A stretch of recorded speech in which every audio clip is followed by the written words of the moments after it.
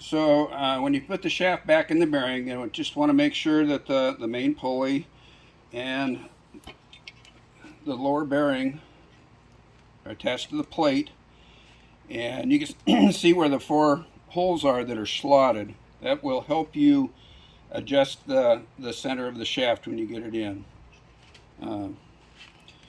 Those nuts, or the bolts between the plate and the main bearing, should be between 1/4 and 1/2 inch apart. I usually just barely cover up the keyway with this bearing, and then tighten it. So you should be able to go from under the machine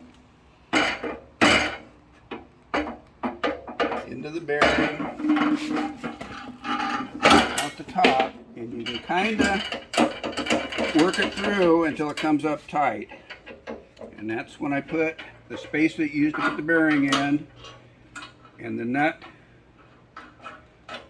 goes down on the shaft that tightens the spinner plate all the way down to hold that shaft there. Then you take the belt, and you have to kind of work it on there, but you need to put the belt underneath that angle plate. I call that the angle plate that the slots are in. So the belt is already on. And at that time you can take the carriage bolts and put them through the 4 holes, or you can wait till you pull it up a little further. Then to pull it up into the shaft is fairly simple. You hang on to the main pulley in the bottom and just start turning it up. You should be able to do it by hand. If it comes up too tight, you can always block that main pulley with something. Usually pull it up until that angle plate underneath the machine comes up against those flanges that hold the whole works to the machine, which is right here, and on this end is actually attached to the table, or part of the table.